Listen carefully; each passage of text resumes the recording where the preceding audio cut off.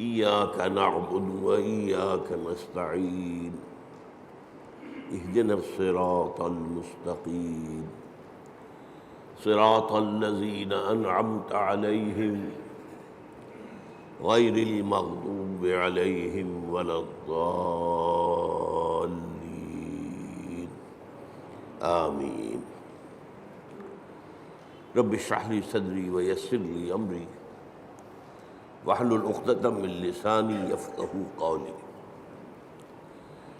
اللهم ربنا ألهمنا رشدنا وأعذنا من شرور أنفسنا اللهم أرنا الحق حقا وارزقنا اتباعه وأرنا الباطل باطلا وارزقنا اجتنابه آمین یا رب العالمین۔ پچھلے جمعے میں ہم نے آیت بسم اللہ پر گفتگو کی تھی اور صرف اس تمہید کے ساتھ کہ یہ آیہ مبارکہ قرآن مجید کی سورتوں کے درمیان تو صرف ایک دفعہ آئی ہے، وہ سورہ نمل میں ہے۔ حضرت سلیمان نے جو خط لکھا تھا ملکہ سبا کو، اس کا آغاز اس سے ہوا تھا اِنَّهُ مِن سُلَيْمَانَ وَإِنَّهُ بِسْمِ اللَّهِ الرَّحْمَنِ الرَّحِيمِ۔ باقی جو قرآن مجید کی 113 سورتوں کے شروع میں یا ان سے پہلے جو آیت درج ہے اس کے بارے میں اختلاف ہے کہ آیا یہ ان سورتوں کا حصہ ہے یا نہیں ہے۔ اکثر کی رائے یہ ہے کہ سورتوں کا حصہ نہیں ہے، بلکہ علامت کے طور پر کہ ایک سورت ختم ہو گئی دوسری شروع ہو رہی ہے، اور اسی لیے ان کا شمار بھی نہیں کیا جاتا۔ بعض اوقات بعض لوگوں کی رائے یہ ہے کہ ان کا شمار کیا جائے گا، جب آپ پورے قرآن کی آیات کا شمار کریں گے تو یہ 113 آیات بھی شمار ہوں گی، اور ایک رائے ہے کہ نہیں، انہیں نہیں گنا جائے گا۔ باقی اس میں اصل چیز اللہ کے 3 اسماء مبارکہ، اللہ، الرحمن، الرحیم، ان پر گفتگو ہو چکی ہے۔ اب ہم اللہ کے نام سے سورہ فاتحہ پر گفتگو اپنی شروع کر رہے ہیں۔ یہ بات سامنے آ چکی ہے کہ یہ 5ویں وحی ہے جو حضور پر ہوئی،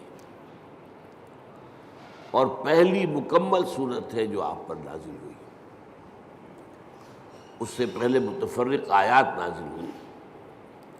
سورہ علق کے شروع میں 5 آیتیں، سورہ قلم اس کے شروع میں 7 آیتیں، سورہ مزمل کے شروع میں 10 آیتیں، اور سورہ مدثر کے شروع میں 7 آیتیں، پھر یہ 7 آیتیں سورہ فاتحہ کی۔ اس سورہ مبارکہ کے بارے میں یہ سب کو معلوم ہے کہ یہ ہمارے نماز کا جزو لازم ہے، بلکہ نماز نام ہی اس کا ہے، گویا کہ اصل نماز یہی ہے۔ اس لیے کہ ایک حدیث میں جس میں، اور حدیث قدسی ہے، حضرت ابو ہریرہ رضی اللہ تعالیٰ عنہ راوی ہے، مسلم شریف کے اندر روایت موجود ہے، اللہ تعالیٰ نے خود اس سورہ مبارکہ کا تجزیہ کرتے ہوئے فرمایا ہے، قسمت الصلاۃ بینی و بین عبدی نصفین، میں نے نماز کو اپنے اور اپنے بندے کے درمیان آدھا آدھا تقسیم کر لیا۔ اور پھر شرح کی حضور نے صلی اللہ علیہ وسلم کہ 3.5 آیتوں میں اللہ کی حمد و ثنا ہے اور اللہ کی بندگی کا اقرار ہے، یہ تو اللہ کا حصہ ہو گیا۔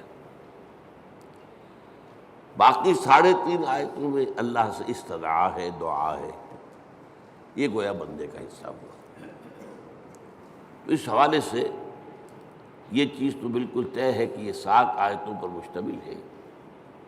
البتہ جو لوگ آیت بسم اللہ کو بھی شمار کرتے ہیں پھر یا تو وہ 8 بن جائیں گی، لیکن ساتھ رکھنے کے لیے پھر وہ آخری 2 آیتوں کو ایک کرتے ہیں، صراط الذین انعمت علیہم غیر المغضوب علیہم ولا الضالین، اس کو ایک آیت مانتے ہیں۔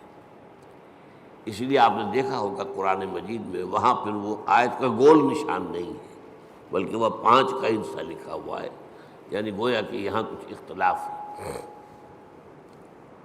آج ہمیں اس کی پہلی آیت کے بارے میں بات کرنی ہے۔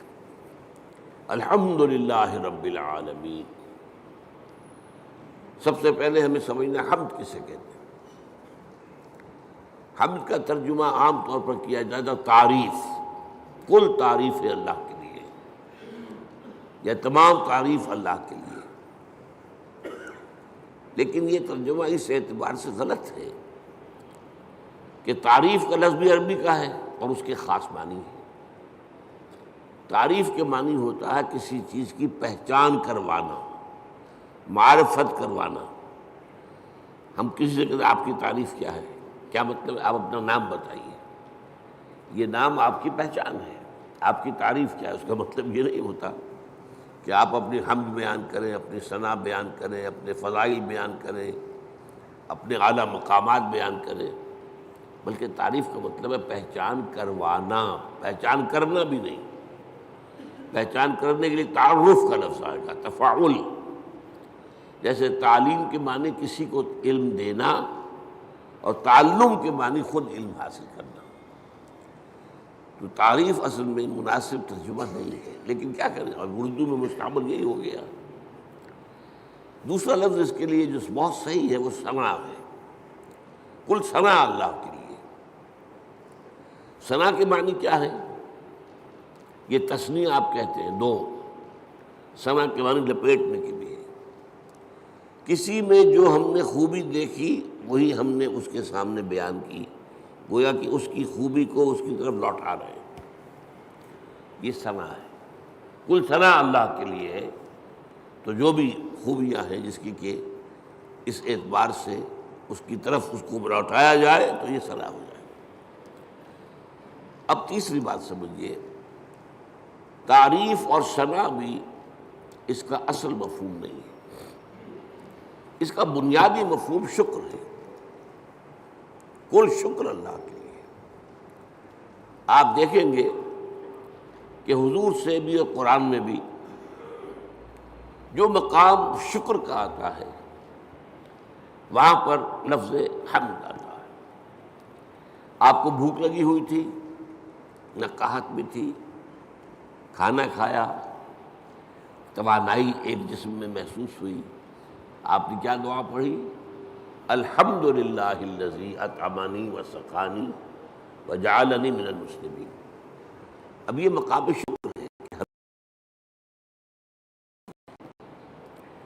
اسی طریقے سے آپ کو اگر اجابت ہو جائے صبح ٹھیک تو طبیعت جو ہے ہلکی ہو جاتی ہے، قبض ہو تو طبیعت بھاری رہتی ہے، لہذا اجابت سے فارغ ہو کر کیا دعا ہے؟ الحمدللہ الذی اذھب عنی الاذی وعافانی۔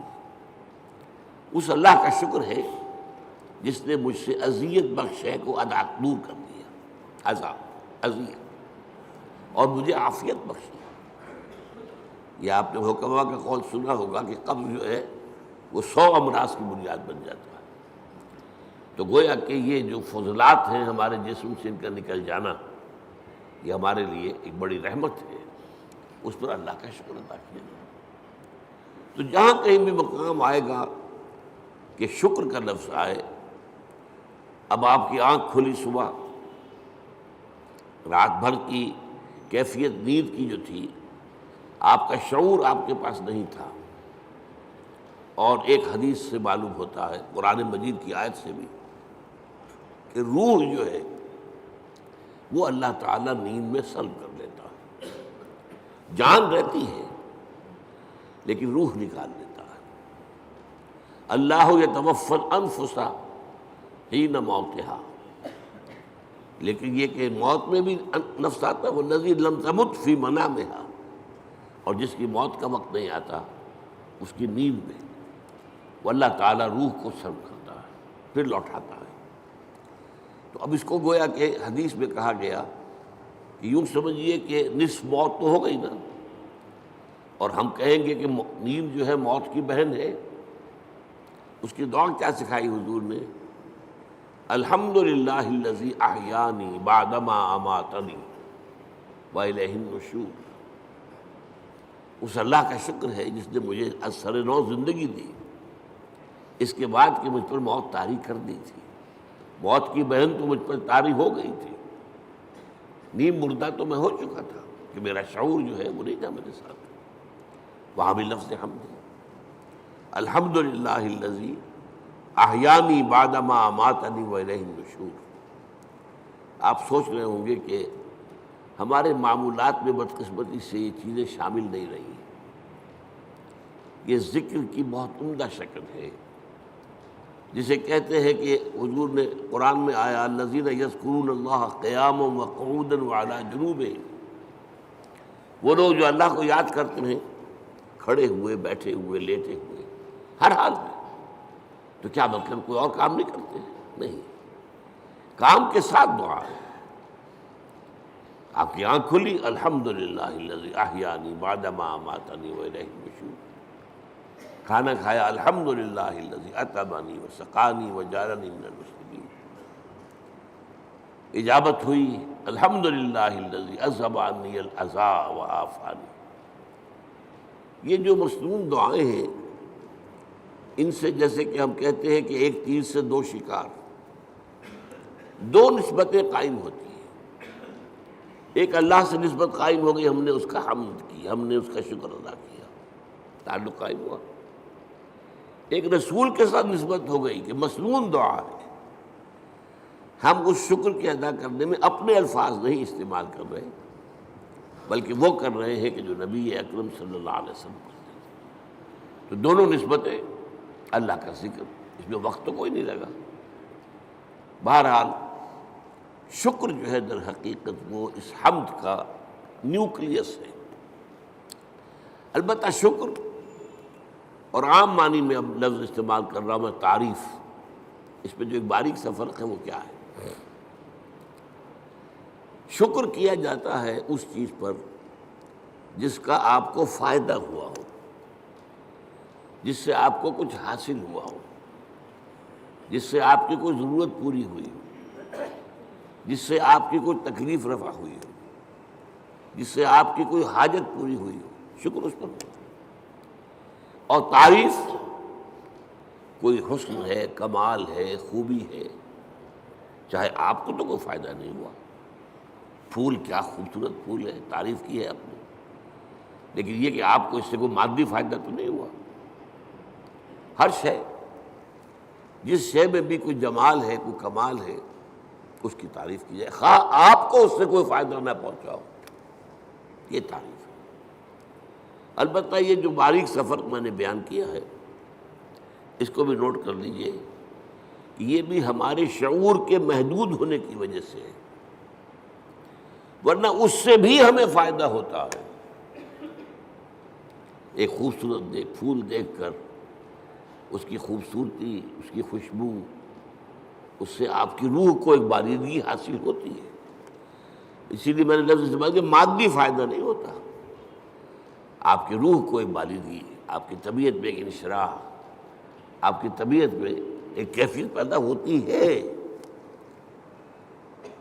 ہائی اسکول کے زمانے میں جو ہمارا کورس تھا انگلش پوئٹری کا، تو پہلی نظم تھی ڈیفوڈلز. بہت سے حضرات نے پڑھی ہوگی. وہ نظم کیا تھی کہ شاعر ایک روز سیر پر نکلا ہوا ہے، ایک پہاڑی کو عبور کر کے وہ جب اس کی چوٹی پر پہنچتا ہے تو اب دوسری طرف نگاہ گئی، وادی ہے، اور وادی بھری ہوئی ہے ڈیفوڈل کے پودوں سے اور اس کے پھولوں سے، اور پھول لہرا رہے ہیں ہوا کے اندر، ناچ رہے ہیں ہوا میں. یہ منظر جو ہے، اب اس سے اسے کوئی فائدہ تو نہیں پہنچا، کوئی مادی فائدہ نہیں پہنچا، لیکن شاعر اصل میں کہتے ہی اسے ہے جس کا شعور زیادہ زندہ ہو. شاعر کہاں سے بنا ہے؟ شعور سے. شاعر زیادہ حساس ہوتا ہے. وہی چیز جو آپ نے بھی دیکھی، شاعر نے بھی دیکھی، اس نے اس کا ایک زیادہ گہرا اثر دیا. تو وہ شاعر کہتا ہے، ورڈزورتھ نام کا شاعر ہے یہ، I gazed and gazed, but little thought what wealth the scene to me has brought. میں دیکھتا رہا لیکن مجھے یہ خیال نہیں آیا کہ یہ سین، یہ نظارہ جو میں نے دیکھا ہے، اس سے مجھے کیا دولت ملی ہے۔ اب اس کے بعد اسے احساس ہوا فراف من کاؤچ لائی، کیونکہ اکثر اب ہوتا ہے کہ میں جب اپنے کاؤچ پر، اپنے بستر پر لیٹا ہوتا ہوں، ان ویکنٹ اور ان پینسو موڈ، کسی فکر میں ہوں یا خالی ذہن ہوں، they flash upon that inward eye which is the bliss of solitude. وہ ڈیفوڈل کا نظارہ جو ہے میری اندرونی آنکھ کے سامنے آ جاتا ہے۔ they flash upon that inward eye which is the bliss of solitude، جو کہ انسان کی تنہائی کا سب سے بڑا، یوں سمجھیے کہ اس کی نعمت ہے۔ And then my heart with pleasure fills and dances with the daffodils. اب پھر میرا دل جو ہے خوشی سے بھر جاتا ہے، اور وہ بھی ان ڈیفوڈلز کے ساتھ ناچنا شروع کر دیتا ہے۔ تو یہ اندرونی چیز انسان کو ملتی ہے، اور یقیناً لیکن یہ کہ عام آدمیوں کو اس کا احساس نہیں ہوتا۔ البتہ جو مادی جو فائدہ ہوتا ہے، جیسے بھوک سے نجات ملی، پیاس سے نجات ملی، اور کوئی آپ کا کام ہوا، اسی طرح یہ لفظ استعمال ہوتا ہے قرآن میں۔ جب اللہ تعالی ہمیں پہنچا دے گا اپنے فضل و کرم سے جنت میں، جب داخل ہوں گے تو جو ترانہ ہوگا وہ کیا ہوگا ہماری زبان پر؟ الحمدللہ الذی ہدانا لہذا وما كنا لنہتدی لولا ان ہدانا اللہ۔ سارا شکر اس اللہ کا ہے جس نے ہمیں یہاں تک پہنچایا۔ یہ ہدایت کے معنی ہم جب آخری حصہ پڑھیں گے سورت کا تب تفصیل سے بات کروں گا۔ ہدایت کے درجے ہیں، ہدایت کا درجہ یہ بھی ہے کہ آپ نے کسی کو کوئی بات بتا دی، ایک درجہ اس سے آگے ہے اس کو خوب اچھی طرح سمجھایا۔ اب مثال کے طور پر کوئی شخص آپ سے کوئی پتہ پوچھ رہا، بھائی مجھے فلاں جگہ جانا ہے، ذرا مجھے بتائیے۔ آپ نے کہا یوں جانا، ادھر مڑ جانا، ادھر چلے جانا۔ امریکہ میں جو ہے وہ گنتی کرتے ہیں لائٹس کے ساتھ، ٹریفک لائٹس، 4 ٹریفک لائٹس کے بعد بھائی کو مڑ جانا، اس کے بعد پھر تیسری کے اوپر دائیں کو مڑ جانا۔ یہ بتا دیا آپ نے، یہ بھی ہدایت ہی ہے نا۔ ایک درجہ یہ ہے کہ آپ نے کہا بھائی لاؤ میں تمہیں پہنچا آتا ہوں، آپ نے اس کی انگلی پکڑی یا اپنی گاڑی میں بٹھایا اور اس کی منزل پر پہنچا دیا۔ یہ منزل تک پہنچا دینا یہ ہدایت کا آخری مرحلہ ہے۔ اللہ نے ہدایت کا ابتدائی مرحلہ تو ہمیں کیا، ہمارے اپنے اندر ہدایت موجود ہے، نیکی اور بدی کی پہچان موجود ہے۔ الہمہا فجورہا و تقواہا، ہماری روح کے اندر اللہ کی معرفت بھی ہے اور محبت بھی ہے، موجود ہے۔ پردے پڑ گئے ذہول کے، غفلت کے، ہماری ساری توجہ جو ہے دنیا میں، ہم گم ہو کر رہ گئے، ورنہ ہمارے اندر ہے سب کچھ۔ قرآن کہتا ہے فطرت اللہ التی فطر الناس علیہا، یہ انسان کو جو بنایا اللہ نے یہ فطرت اللہ پر بنایا، فطرت اللہ التی فطر الناس علیہا ہے۔ ہمارے اندر معرفت بھی ہے، محبت بھی ہے، محبت بھی خوابیدہ ہے، اور معرفت کے اوپر بھی ذہول کے پردے پڑے ہوئے۔ اسی لیے قرآن اپنے آپ کو کیا کہتا ہے؟ تذکرہ، کلا انہا تذکرہ، یاد دہانی ہے۔ فذکر بالقرآن من یخاف وعید، آپ تذکیر کیے، یاد دہانی کرائیے۔ یہ تعلیم نہیں ہے، تعلیم تو اس چیز کی ہوتی ہے جو پہلے انسان کو معلوم نہ ہو۔ تذکیر وہ ہے جو آپ کو یاد تھی، معلوم تھی، بھول گئے آپ، لیکن آپ کے علم میں تھی، بھول گئے۔ تذکیر، یاد دہانی، بھئی فلاں وقت ہوا تھا نا معاملہ، تمہیں یاد نہیں رہا، یہ آپ تذکیر کر رہے ہیں۔ کوئی ادھر ادھر کی بات کر کے آپ بتائیں گے یاد آ جا، ہاں مجھے یاد آ گیا، یہ تذکیر۔ تو قرآن تذکیر کے لیے آیا ہے، تذکرہ ہے، ذکرہ بھی کہا گیا۔ وَلَقَدْ يَسَّرْنَا الْقُرْآنَ لِلذِّكْرِ فَهَلْ مِن مُدَّكِرٍ، اس یاد دہانی کے، ورنہ تمہارے اندر موجود ہے۔ اللہ کی معرفت ہے، اللہ کی محبت ہے، نیکی اور بدی کا شعور ہے، یہ دے کر دنیا میں بھیجا ہے تمہیں۔ اور اس کے بعد یہ ہے کہ اس سے اگلی ہدایت اللہ نے اپنی کتابیں نازل کر دی، اللہ نے اپنے نبی بھیج دیے، اپنے رسول بھیج دیے۔ پھر اس سے اگلی ہدایت کیا ہے؟ تم ارادہ کرو خیر کا، اللہ توفیق دے گا اور انگلی پکڑ کر تمہیں پہنچائے گا۔ یہ ہے ہدایت کی وہ آخری منزل کہ جب وہ داخلہ ہوگا تو اہل جنت کی زبان پر یہ حمد کا ترانہ ہوگا، الحمدللہ الذی ہدانا لہذا وما کنا لنہتدی لولا ان ہدانا اللہ۔ اس میں یہ ہے کہ وہاں پہنچا دینا، لیکن اس دعا کو آپ یاد کر لیجئے، کبھی کوئی نئی بات آپ کے علم میں آ گئی تب بھی آیت پڑھیے، یہ اللہ نے مجھے علم دیا ہے، ہم اس قابل نہیں تھے کہ علم خود حاصل کر دیتے۔ وہ اس آیت کا ترجمہ کیا ہے؟ کل حمد کل شکر اس اللہ کا ہے جس نے ہمیں یہاں پہنچایا جنت تک، ہم پہنچنے والے نہیں تھے، ہم اپنے بل پر، اپنی سمجھ سے، اپنی کوشش سے پہنچنے والے نہیں تھے۔ وما كنا لنهتدي لولا ان هدانا اللہ۔ اسی طرح آپ کو کسی مجلس میں کوئی آپ کو محسوس ہو کہ آپ کے دل کو کوئی روشنی ملی ہے، کوئی آپ کو ہدایت کا کوئی نقطہ ہاتھ آیا ہے، کوئی ہدایت کی طرف آپ کی کوئی توجہ ہوئی ہے، یہ دعا مانگیے، الحمدللہ الذی ہدانا لہذا وما کنا لنہتدی لولا ان ہدانا اللہ۔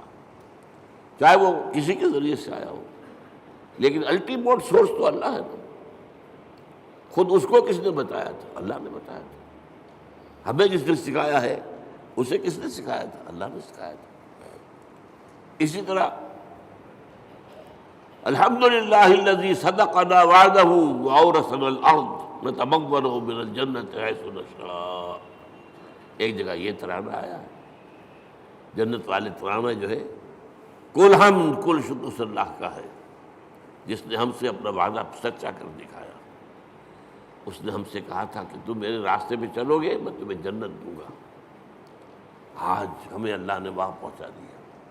صدقنا وعدہ، اس نے اپنا وعدہ ہمارے ساتھ سچ کر دکھایا اور ہمیں بنا دیا وارث، اس جنت کی زمین کا وارث بنا دیا۔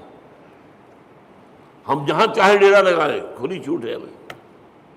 الحمدللہ الذی صدقنا وعدہ واورثنا الارض، زمین کا ہمیں وارث بنا دیا۔ اس سے بعض حضرات چاہیے کہ جنت کی ابتدائی منزل اسی زمین پر ہوگی، زمین کا وارث بنا دیا گیا۔ واورثنا الارض، بعض نے کہا نہیں، ارض سے مراد ارض جنت ہے، جنت کی زمین کا ہمیں وارث بنایا۔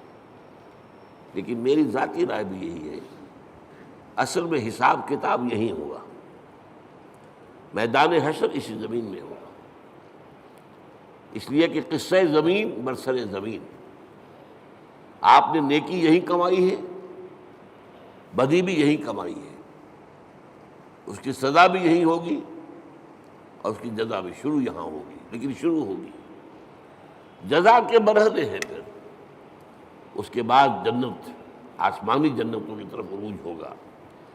لیکن وہ جو میں نے کئی دفعہ آپ کو بتایا ہے، قرآن مجید میں ایک نزل کا لفظ آتا ہے، نزل، اور ایک عربی میں ضیافت کا لفظ، ان دونوں میں فرق کیا ہے؟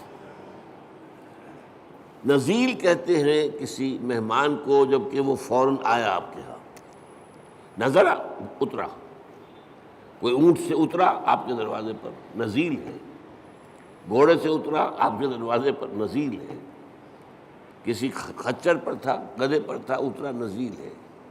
آج آپ کار سے اترتے ہیں، نزیل ہے، نزلہ تو ہے۔ آتے ہی آپ کیا کرتے ہیں؟ موسم کے لحاظ سے کوئی ٹھنڈا یا گرم، فوری طور پر ٹھنڈا یا گرم جو ہے اس کی تواضع کی جائے گی، پھر ضیافت ہوگی، پھر اہتمام ہوگا، پھر جو ہے آپ اہتمام کے ساتھ کھانا تیار کریں گے، وہ ضیافت ہے۔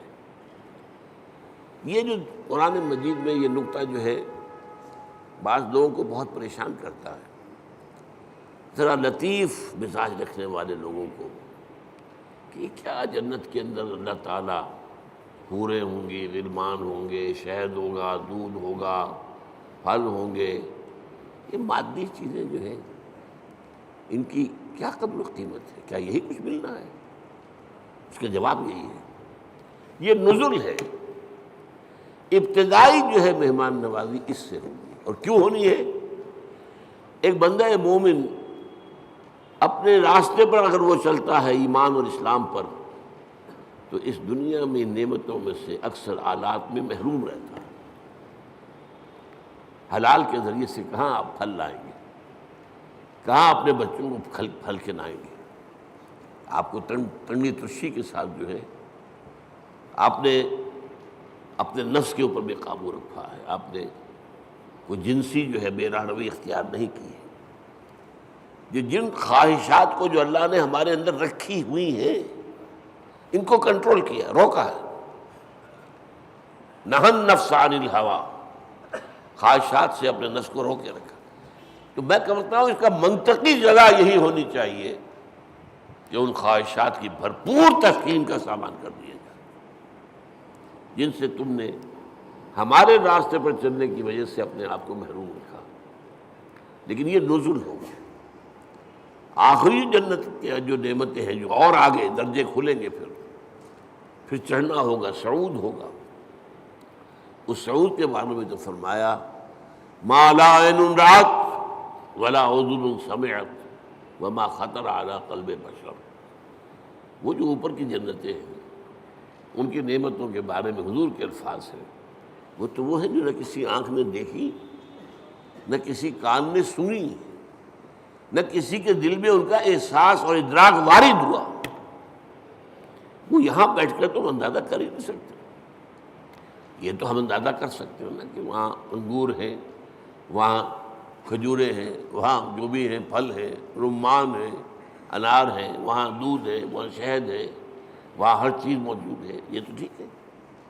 اگرچہ ان کے ذائقے جو ہوں گے وہ یہاں کے ذائقے کے مقابلے میں، چنانچہ 30 سے جو رکوع ہے سورہ بقرہ اس میں کہا گیا اتوبہ متشابہہ، وہ ملتی جلتی چیزیں ہوں گی۔ یہ بھی انار ہے، یہ انار، لیکن جنت کا وہ انار کچھ اور ہی ہوگا، یعنی اس کا ذائقہ آپ کے اس وقت تصور نہیں کر سکتے۔ اس انگور کا ذائقہ کچھ اور ہی ہوگا۔ آپ شہد جو ہے دنیا کا کتنا کھا لیں گے، تھوڑا سا لے کر دل بھر جائے گا۔ وہ شہد ایسا نہیں ہوگا۔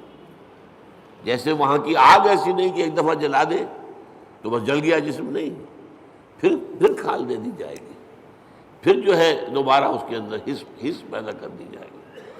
اس لیے کہ حس جو ہے وہ سینسٹیونیس جو ہے وہ تو اسی میں، کھال میں ہے۔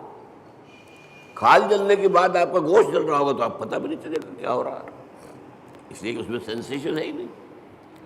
تو بہرحال جنت کی نعمتوں کو میں آپ سے عرض کر رہا تھا کہ یہ یہیں پر میدان حشر ہے۔ اب میرا گمان ہے، اب یہ باتیں جو ہیں وہ یقین کے درجے میں نہیں ہے، نہ ان کو اس بانی میں آپ لیجئے۔ میرا گمان یہ ہے کہ جہنم اس زمین کے پیٹ میں موجود ہے۔ آپ کو معلوم ہے جو وہاں کی گرمی ہے، جب آتش فشاں پھٹتا ہے تو کیا نکلتا ہے؟ لاوا۔ وہ چٹانیں جو ہیں پگھلی ہوئی، وہ لاوا، وہ سارا تو پیٹ میں ہے۔ اب کیا ہوگا سوچئے، ایک گیند ہے، فٹ بال ہے، اس کے پیٹ میں کچھ ہے۔ جب آپ اس گیند کو کھینچیں گے ادھر سے ادھر سے، چپٹی ہوگی تو درمیان کی چیز باہر آ جائے گی کہ نہیں؟ وَإِذَا الْأَرْضُ مُدَّتْ وَأَلْقَتْ مَا فِيهَا وَتَخَلَّتْ۔ وہ دن قیامت کا کیا جب زمین کو کھینچا جائے گا۔ وَإِذَا الْأَرْضُ مُدَّتْ إِذَا السَّمَاءُ انشَقَّتْ وَأَذِنَتْ لِرَبِّهَا وَحُقَّتْ وَإِذَا الْأَرْضُ مُدَّتْ وَأَلْقَتْ مَا فِيهَا وَتَخَلَّتْ وَأَذِنَتْ لِرَبِّهَا وَحُقَّتْ۔ اب وہ کھینچیں گے آپ تو اس کے اندر سے درمیان چیز باہر نکل آئے گی۔ یہ ہوگی جہنم۔ اس جہنم کا معاملہ اسی زمین میں سے نہیں۔ پھر وہی لفظ کہہ رہا ہوں، قصہ زمین برسر زمین۔ لیکن یہ کہ جنت جو وہ ہوگی زمین کی، وہ صرف پہلی منزل ہے اس کی۔ وہ آپ کہہ لیجئے کہ وہ در حقیقت استقبالیہ ہے جو وہاں پر ہو رہا ہے، اور وہاں پر نزل دیا جا رہا ہے۔ یہ ساری چیزیں جو گنوائی گئی ہیں قرآن میں، یہ نزل کے درجے میں، پھر اونچے درجے ہوں گے، پھر اونچے درجے ہوں گے۔ تو بہرحال یہ میری بات کہاں سے چلی تھی؟ الحمدللہ الذی صدقنا وعدہ واورثنا الارض نتبوأ من الجنۃ حیث نشاء۔ کل شکر اس اللہ کا ہے جس نے ہم سے اپنا وعدہ پورا کیا اور ہمیں زمین کا وارث بنا دیا۔ یہ زمین جو تھا کہ میں نے کہا اکثر کے نزدیک تو جنت ہے، جنت کی زمین جس کا وارث ہم بنے، لیکن بعض کا خیال، میری رائے بھی یہی ہے، وہ یہی زمین ہے، اس لیے کہ آپ کو معلوم ہے سورہ فجر میں کیا فرمایا؟ وَجَاءَ رَبُّكَ وَالْمَلَكُ صَفًّا صَفًّا۔ جاء ربک، آ جائے گا تمہارا رب۔ اللہ تو نزول فرمائے گا، میدان حشر میں آئے گا، یہی مقدمہ ہوگا، یہی عدالت لگے گی۔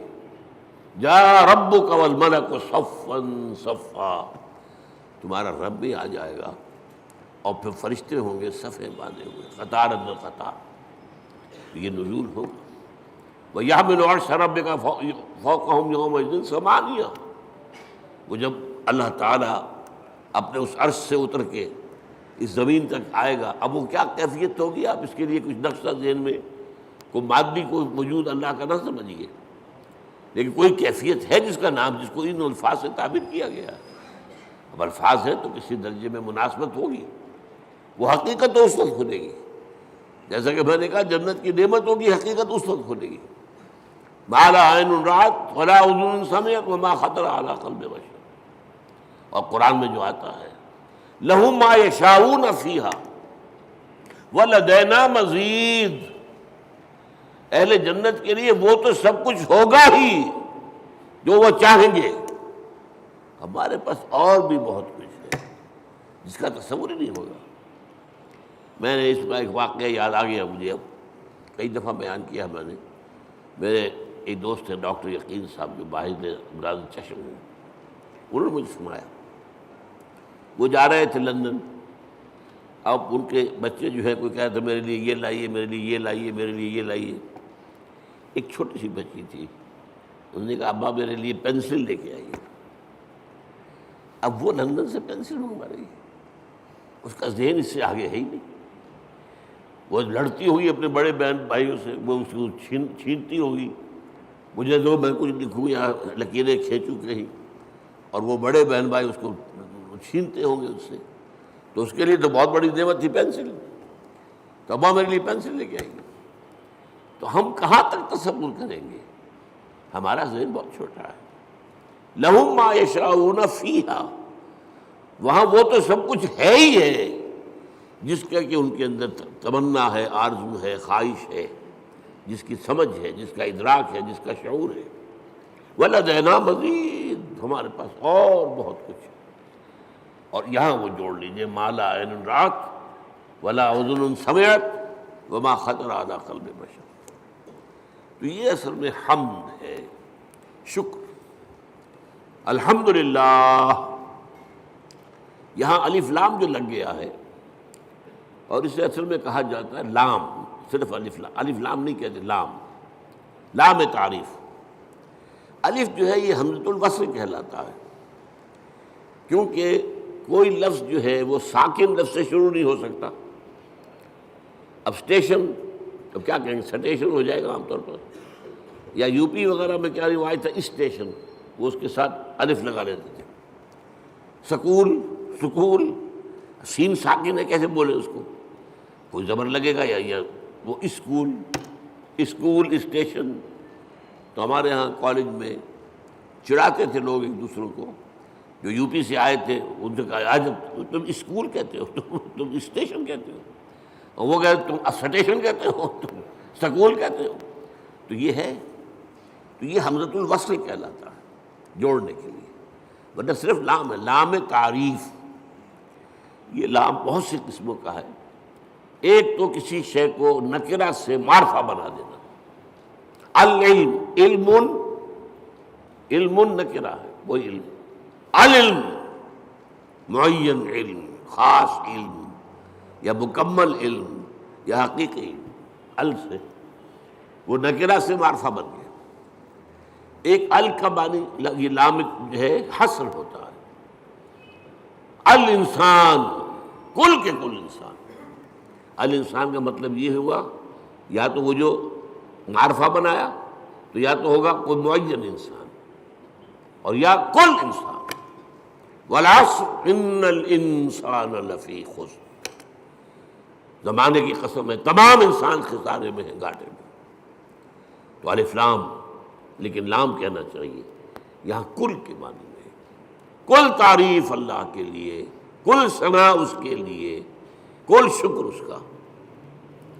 اب آپ نے سوچا اس سے کس چیز کی جڑ کٹ گئی؟ شرک کی جڑ کٹ گئی. دنیا کن چیزوں کو اللہ کے ساتھ جمع کرتی ہے جن سے انہیں کوئی فائدہ پہنچتا؟ سورج دیوتا ہاتھ جوڑ کے کھڑے ہو گئے. انہیں پتہ ہے اسی کی تمازت سے ہماری فصلیں پکتی ہیں، ہمیں معلوم ہے اسی سے ہوائیں چلتی ہیں، وہ ہوائیں بارش لے کے آتی ہیں. گویا کہ اس حیات عرضی، اس زمین پہ جو حیات ہے وہ کل کی کل صورت کی ممنون احسان ہے. لہذا ہاتھ جوڑ دیا، سجدہ کر دیا سجدے. لیکن اگر معلوم ہو کہ سورج میں کچھ نہیں ہے، جو کچھ اس میں ہے وہ اللہ کا پیدا کرتا، تو الحمدللہ کل شکر اللہ کا ہے. یہ الحمدللہ جو ہے یہ در حقیقت جڑ کاٹ دینے والا ہے شرک. کسی اور میں کوئی خوبی دیکھی، پھول خوبصورت ہے، آپ کہیں گے، عام آدمی کہے گا بڑا خوبصورت پھول ہے. بندہ مومن کیا کہے سبحان اللہ، اسے تو اللہ یاد آیا، اس پھول میں تو کچھ نہیں ہے، تو اللہ کی طرف سے اس کو عطا کرنا ہے. آپ کو تصویر دیکھتے مصور کی، اگر وہ بہت اچھی بنی کس کی تعریف کرتے؟ مصور کی تصویر کی؟ تعریف تو مصور کی ہے جس نے کہ تصویر کھینچی ہے، بنائی ہے. تو در حقیقت الحمدللہ. اور یہ جان لیجیے یہی شکر جو ہے یہی عبادت کی شکل اختیار کرتا ہے. کیوں؟ اس لیے کہ ایک اصول ہے فطرت انسانی کے اندر مضمر ہے، ہل جزاء الاحسان الا الاحسان. یہ سورہ رحمان کی آیت ہے. بھلائی کا بدلہ بھلا ہی ہوگا نا. کسی نے آپ کے ساتھ کوئی خیر کیا ہے، اچھا کام کیا ہے، آپ کے دل میں ہوگا میں بھی اس کی کوئی خدمت کروں. اگر انسانیت آپ میں ہے تو اس شکر کا بدلہ، جیسے کہ ہمیں معلوم ہے کہ حضور ہدیہ قبول کرتے تھے لیکن ہدیہ دیتے بھی تھے. چنانچہ جو بھی کوئی آپ کے ساتھ بھلائی کرے آپ اس کے ساتھ بھلائی کریں. والدین کی بھلائی وہ اتنی ہے کہ ہم کتنی ہی خدمت کر لیں ان کا حق ادا نہیں ہوگا، اور سوائے اس کے کوئی چارہ کار نہیں کہ اللہ ہی سے دعا کریں، اے اللہ ورحمہما کما ربیانی صغیرا. پروردگار جس طرح میرے والدین نے مجھے پالا پوسا جبکہ میں چھوٹا سا تھا، تو ان پر رحم فرما. میں ان کا حق ادا نہیں کر سکتا. بس البتہ یہ کہ انسان مقدور بر تو کرتا ہے، سلیم الفطرت انسان ہو، فطرت کج نہ ہو گئی ہو، پرورٹڈ نہ ہو، تو والدین کی خدمت، بوڑھے والدین کو. آپ کو معلوم ہے صرف 2 چیزیں ہیں جن کے بارے میں کہا گیا ان کو دیکھنا بھی عبادت ہے. محبت اور تعظیم کی نگاہ سے کعبے کو دیکھنا عبادت ہے. چاہے آپ طواف نہیں کر رہے، چاہے آپ کوئی نماز نہیں پڑھ رہے، کعبے کے سامنے بیٹھ کر محبت اور تعظیم کے ساتھ اس کو دیکھنا عبادت ہے. بوڑھے والدین کو دیکھنا محبت کے ساتھ عبادت. یہ حضور نے فرمایا. تو آپ جو ہے اپنی امکانی حد تک تو اس کا آپ جو ہے بدلہ اتارتے ہیں. انہوں نے پالا پوسا جبکہ میں چھوٹا سا تھا، میری ضروریات پوری کی. اب یہ بوڑھے ہیں، یہ محتاج ہیں، اب ان کی ضرورتیں میں پوری کروں. اگرچہ جیسا کہ میں نے کہا کہ حق ادا نہیں ہو سکتا، لیکن اب آپ سورج کا کیا حق ادا کریں گے؟ کچھ بھی نہیں کر سکتے. یہ جذبہ شکر جو ہے سورج کا، یہ عبادت کی شکل اختیار کرتا ہے. جہاں آپ کو بدلہ نہیں دے سکتے سر جھکا دیجیے، تعظیم کیجیے، اس کے سامنے سجدہ کیجیے. یہی تو ہے. شکر سے عبادت ہے، یہ فلسفہ ہے، سمجھ لیجیے، شکر کی بنیاد پر عبادت ہے۔ اسی لیے تو جس کو کہا حضور نے، اور میں نے ابھی حدیث آپ کو سنائی تھی، حدیث قدسی، الصلاۃ، جو اصل دعا ہے اس کی پہلی آیت ہی ہے الحمدللہ رب العالمین۔ قرآن کی پہلی آیت، پہلا لفظ کیا ہے قرآن کا؟ اگر آیت بسم اللہ اس میں شمار نہ کی جائے، جیسا کہ میں نے کہا کہ غالب رائے یہی ہے کہ وہ اس کا حصہ نہیں ہے، تو پہلا لفظ قرآن کا کیا؟ الحمد۔ اور آپ کو معلوم ہے یہ لفظ کتنا پیارا ہے اللہ کو۔ حضور کے نام سارے کے سارے اسی مادے سے ہیں۔ محمد حمد سے ہے، احمد حمد سے ہے، محمود حامد حمد سے ہے۔ اور اس امت کا نام پتہ ہے کیا ہے؟ حمادون، اللہ کی بہت حمد کرنے والے۔ حماد یہ مبالغے کا صیغہ ہو گیا، اللہ کی بہت حمد کرنے والے۔ اور ایک خاص بات یاد آئی ہے، حضور کی ایک حدیث ہے بڑی عجیب۔ قیامت کے دن وہ میدان حشر، جس کا میں نے نقشہ آپ کے سامنے بھی کھینچا ہے، ایک تو یہ کہ وہاں حضور کو ملے گا کیا مقام؟ مقاماً محمودا، وہی لفظ حمد۔ اور سب سے بڑی بات یہ، حضور نے فرمایا لواء الحمد بیدی، حمد کا جھنڈا میرے ہاتھ میں ہوگا، اور اس دن میں اللہ کی وہ حمد کروں گا جو آج نہیں کر سکتا۔ اس نقطے کو سمجھنا ضرورت ہے، غور کرنا ہوگا۔ ہر شے کی حمد اس کے ادراک اور شعور کے مطابق نہیں ہوگی۔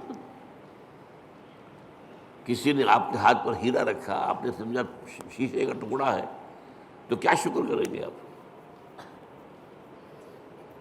اگر معلوم ہو یہ ہیرا ہے تو شکر جو ہے اس کے متناسب شکر آپ کے قلب میں پیدا ہوگا۔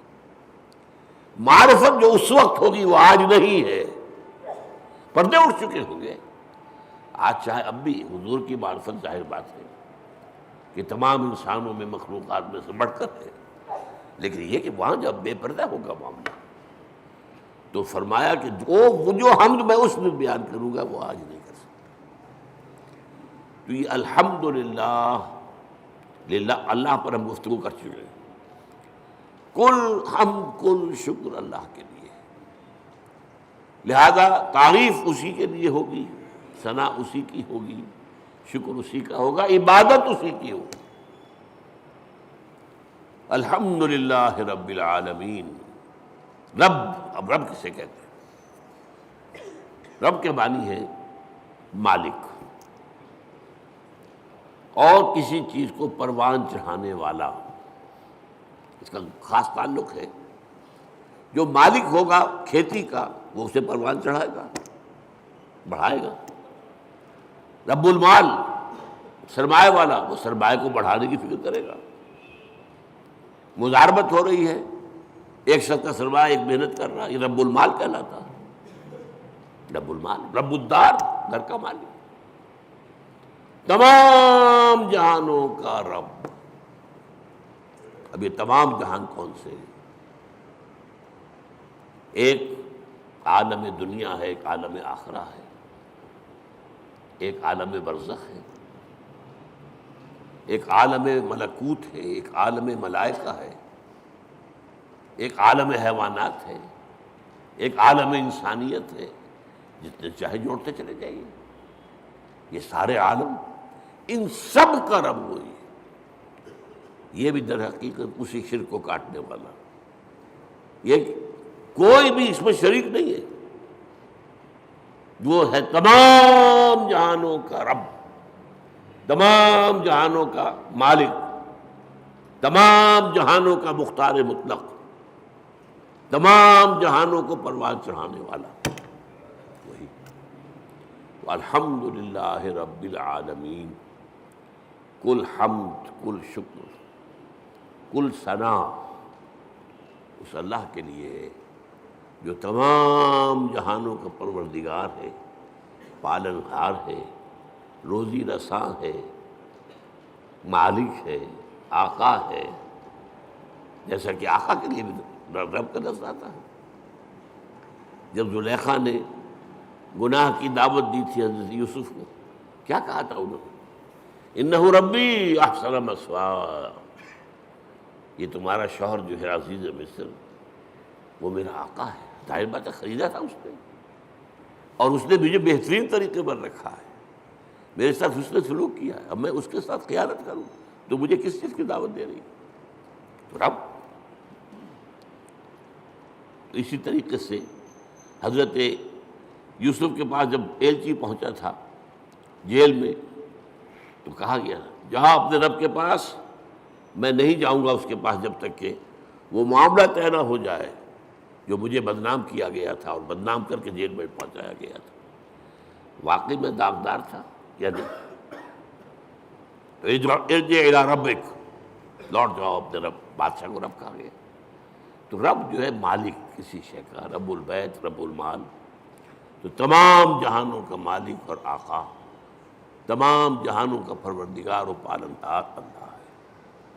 بس آج اسی ایک آیت پر گفتگو ہوئی ہے، اگلی آیت تو ہم پڑھ چکے ہیں الرحمن الرحیم، تو اس سے اگلی آیت تیسری جو ہے اس پر انشاءاللہ اگلے جمعے میں، میری طبیعت تو خیر اچھی نہیں چل رہی ہے، میں وعدہ کیے ہوئے ہوں ایک جگہ پر مجھے جمعہ پڑھانا ہے، حویلی لکھا، وہاں ہمارے ایک ساتھی نے مسجد بنائی ہے، تعمیر کی ہے، وہ چاہتے ہیں کہ وہاں جمعہ پہلا میں پڑھاؤں، میں نے وعدہ کر لیا تھا، تو اگر جیسا اس وقت ہوں ایسا بھی ہوا تو انشاءاللہ جاؤں گا، تو پھر شاید اگلے جمعے میں آپ سے یہاں ملاقات نہ ہو، تو اس سے اگلے جمعے میں اب مالک یوم الدین پر گفتگو ہوگی۔ اقول قولی ھذا واستغفر اللہ لی ولکم ولسائر المسلمین والمسلمات۔